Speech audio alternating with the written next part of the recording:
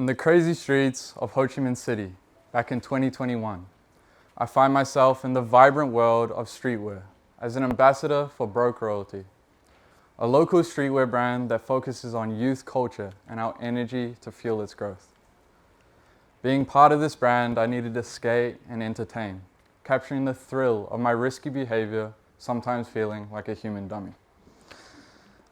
Like this one time, I find myself rolling down a car parking garage in a shopping cart, with my friend at the other end in another. This ended up with us colliding and me flying out of the shopping cart as a result. Injured and unable to skate for a week. Yes, I know, stupid, right? Living in Vietnam, where fashion is more than just clothing, it's a cultural statement. It opened my eyes to the power and influence of this industry. It sparked curiosity about the creative possibilities, particularly in design, storytelling, and being able to associate a lifestyle around a brand.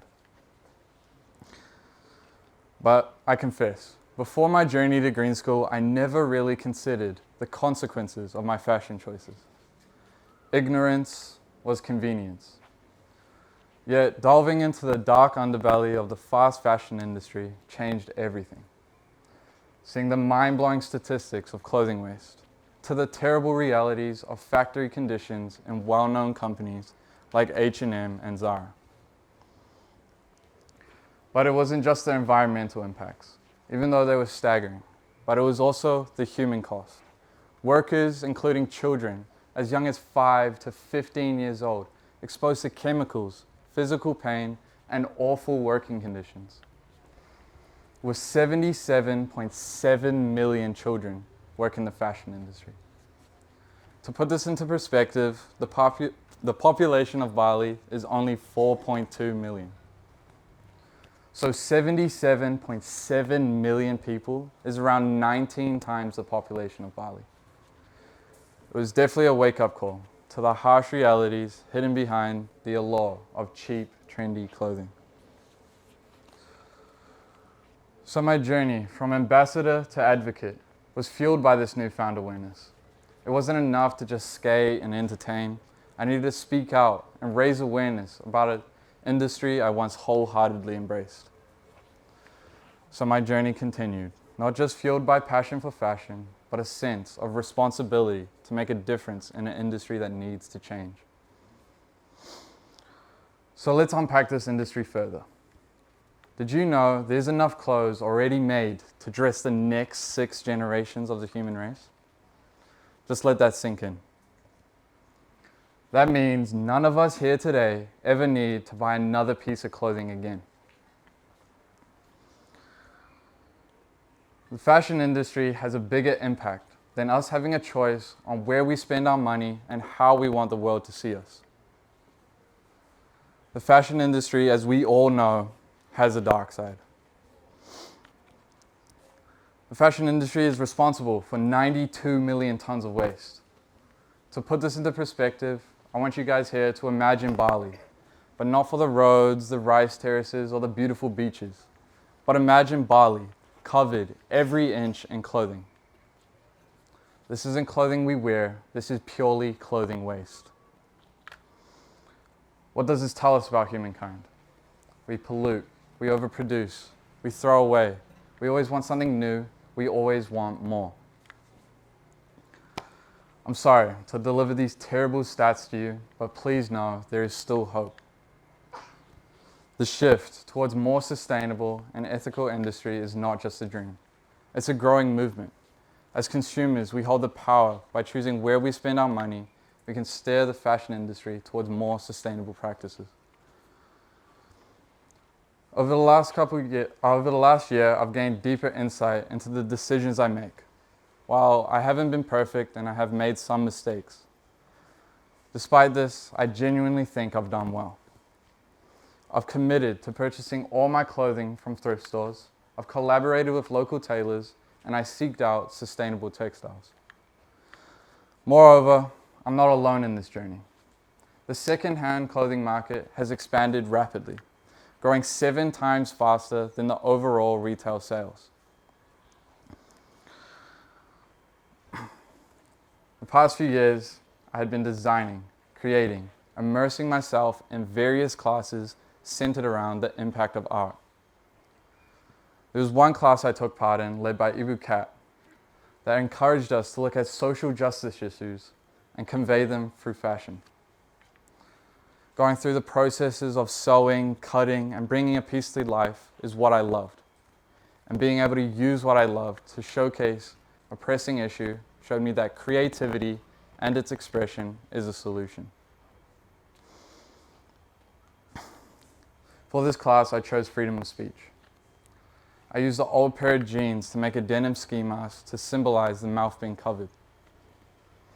I repurposed the old white shirt with a quote on it as a statement. And for the jeans, I used patchwork. Repurposing, recycling, upsourcing, patchworking. These are all ways to renew without buying new. My passion for fashion was clear, as was my awareness for the industry challenges and my desire to make a difference. So this year, as I sat sheltered by the pouring rain, I engaged in discussions with my friends and my incredible mentor, Ibu Kate, about possible paths going forward. We shifted our focus to local challenges. Notably, a prominent issue here is the plastic waste. So I thought to myself, how could I connect this environmental concern with fashion? Well, rainy season was making its presence known. The ride to school, the ride home from school, the wall-less classrooms. You know, it was raining. You'd see the floods, the rain pouring off the sides of the roofs, and the moment just before it starts to rain, everyone else has come prepared wearing their ponchos. Ponchos. Ponchos are full-body rain protectors, basically a tent with a hole in it. How reliable are they? How durable are they? What makes them appealing? Thousands of ponchos driving all around Bali. This is when the idea of making an alternative for these low-quality ponchos that are sold on the side of the street came to mind. You know, those thin, brightly colored ponchos that are ripped and torn after just one use and discarded, contributing to the landfills and waterway pollution. I got straight to work on designing a product that blends both the aesthetics of street culture, urban lifestyle, and a vision of sustainable future. The process involved sourcing local manufacturers and seeking out sustainable textiles, proving to be more time-consuming and challenging than I had anticipated. But the design process started with the fundamentals. What did people like about these ponchos sold on the side of the street?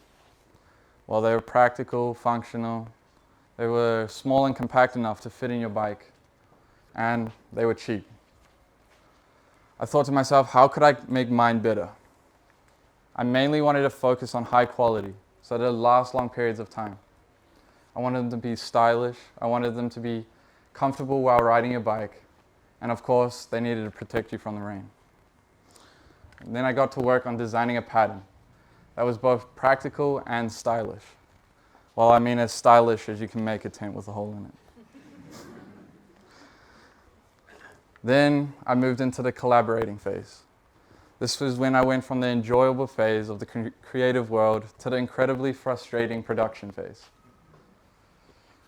Going from the solo flow of creativity to the factories, suppliers, waiting around, things going wrong phase.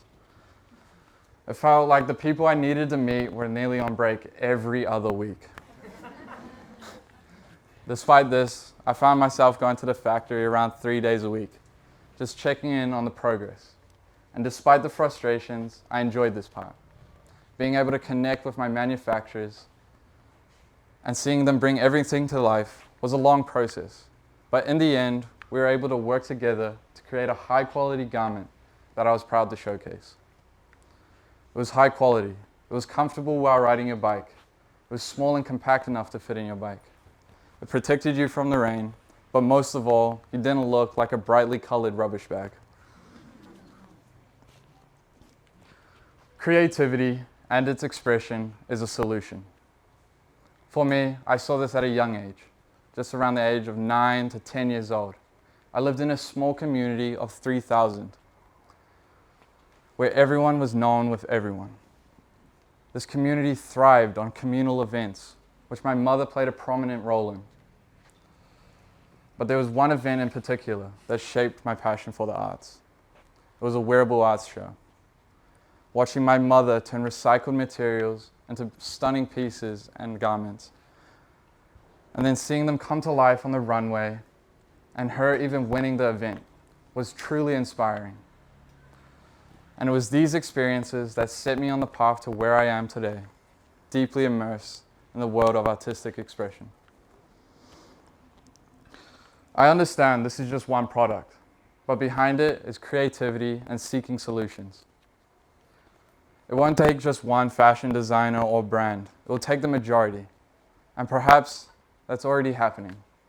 Over the next couple days, you'll be hearing the solutions of this generation. From swimming, surfing, agriculture, fashion, art, and more. If not us, then who? Using what I learned over the years, I wanted to apply it to the vision of my brand, Gosha. Gosha is a clothing brand that lives into a sustainable future, a clothing brand that empowers people to be change makers, a clothing brand that showcases that creativity and its expression is a solution. Thank you.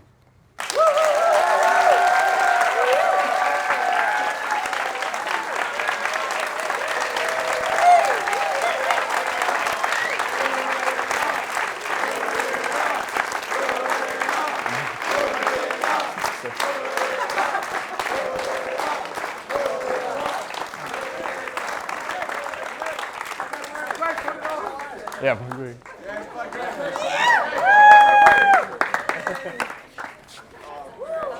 put it on. You got it, you got it. What? You're not the target market.